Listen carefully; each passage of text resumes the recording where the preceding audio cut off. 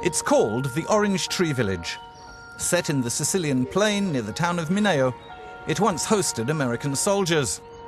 Circled with barbed wire, the compound has become the largest centre for refugees and asylum seekers in Europe.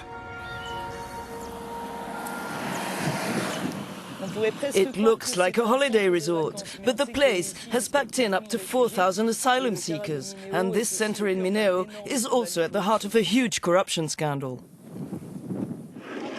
Targeted in an investigation last year that led to the partial dismantling of the crime ring known as Mafia Capitale, the centre is now under judicial administration. The cooperative of private firms running the services of the centre is accused of being linked to the Roman Mafia and unlawfully obtaining the €100 million public tender contract to operate the facility. Funds meant for the asylum seekers have also allegedly been diverted. Like many of those we meet here, that's not what David wants to talk about. He arrived here 3 months ago after fleeing persecution in the Ivory Coast.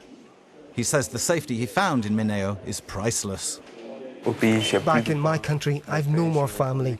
My father was killed in front of me, like a chicken to sacrifice.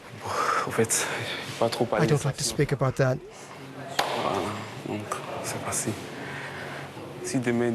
If tomorrow I'm sent back, what will be my fate?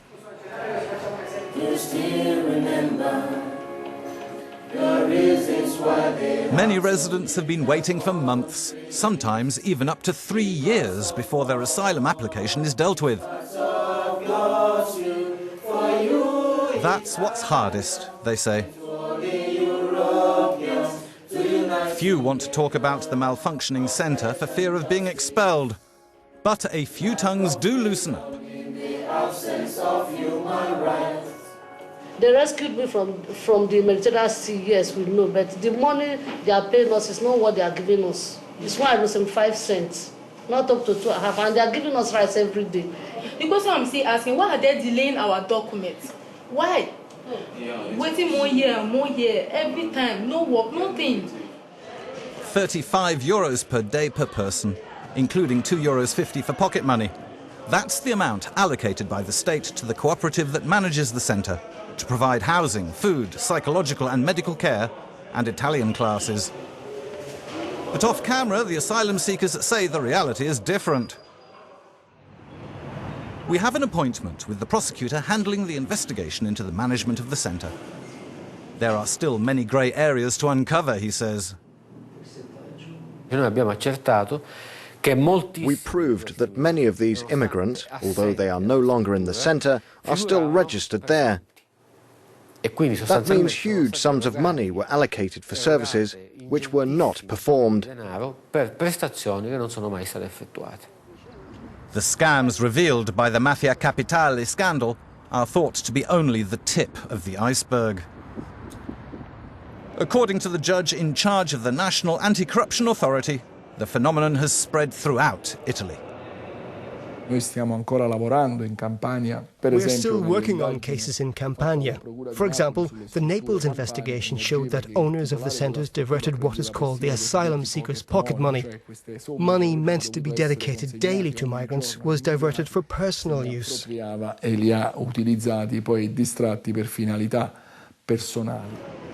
head for Naples, in the Campania region.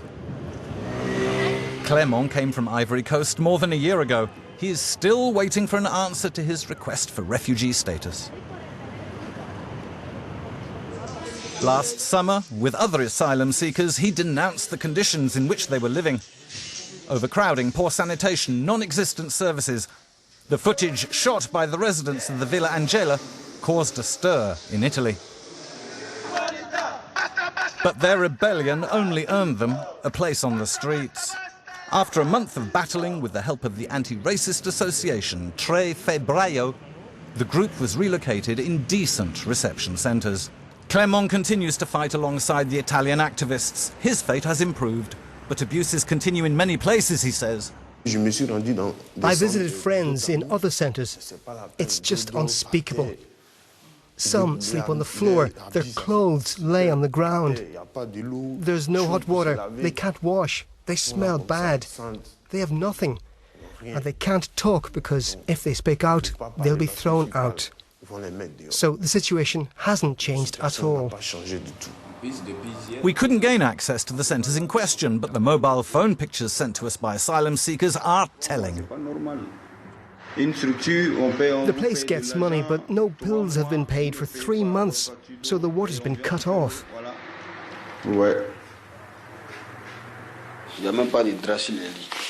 There are no sheets on the beds. This is what bites us. You see this? What the insects do to us?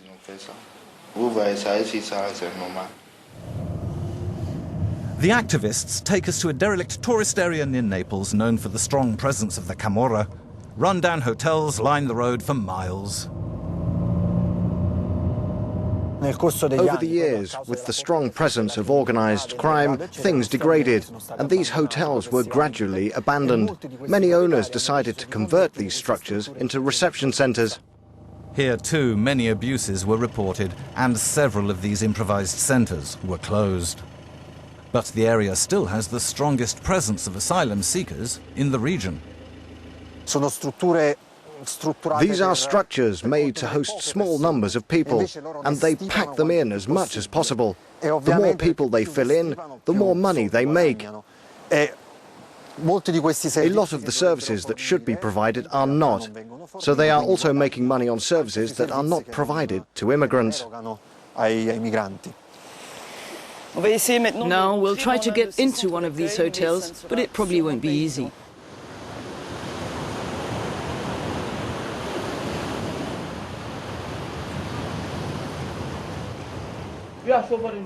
After a lot of persuasion, a group of asylum seekers agree to talk and show us inside. But the manager refuses to let us in, referring us to the company that contracted him. We give them shelter, we feed them, we give them what we can give them.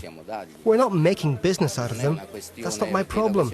Go ask the company that brought them here about that. Me? I do it only to help them. I did it because I wanted to. Full stop. The residents are exhausted.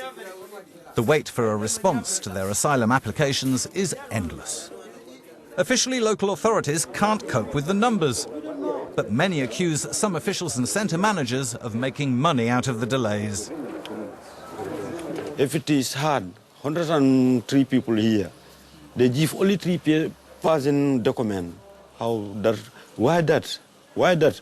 We are here 1 year, 7 months without a document. How that comes? They are all making business in us here. Even they don't talk about our health issue. They don't talk about our money issue. They don't talk about our working issue. Everything is closed here. We are here in the darkness.